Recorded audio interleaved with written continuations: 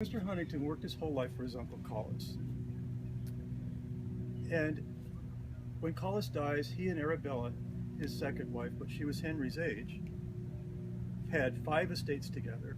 And Collis buys Camp Pine Knot, the first of the great camps built in the Adirondacks, 2 hours from where she would be in Manhattan by train. And he brings her there a few times, but that's where he dies. She wouldn't be there. She would be in Manhattan. Meanwhile, Mr. Huntington Henry is out on this end of the neck of the woods with all of his contacts from the Southern Pacific. He's looking at Southern California as his next base of operations.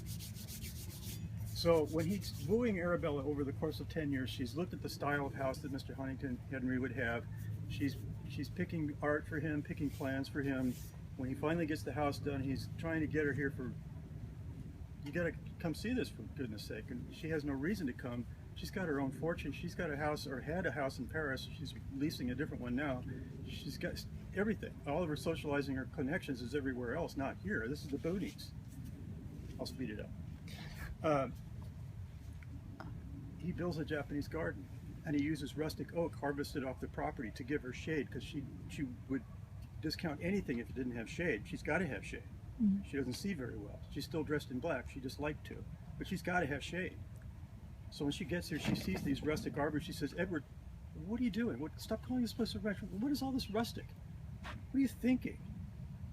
Look, we've been trying to make more dignity than this here. This doesn't fit at all. You called me here for my advice. This is my advice. You've never seen Europe. You've never seen the kind of houses that we're trying to copy here, with the best art in them and the best gardens around them. If we're going to get married, it's not happening here. See ya." So he goes, he finds her there. While he's there, he's going to spend several years touring France with Arabella, finally getting married in 1913. And he leases the biggest house he can, bigger than anything she's ever had, 5 kilometers from Versailles, and it's almost as big, for 10 years. So they can go back anytime. And recording ideas of what they might do when they get back. He finally gets married. A park built in 1867 has a pathway that leads to the tallest viewpoint of Paris before the Eiffel Tower. It has a Greek temple at the top, sort of like this one, with the Temple of Love out there. Much bigger than that, but that same style. And there's a pathway, footbridges, handrails, stair treads, all of the stuff that leads to it is concrete that looks like rustic wood. Now maybe Arabella has been there many times. She doesn't walk very well. She takes the carriage there, a limousine there with him, waits for him at the bottom. Everywhere you go, you got to see this. So he comes back, he sits down next to her, he says, "Belle, what do you think of this rustic?" And she would say, "Edward, stop talking about rustic. This is why you're here. Don't you understand this? This is different from your uncle's Camp Pine Knot. This is not put sticks together, Davy Crockett Americana. This is French sculpture. It tells a story of rustic.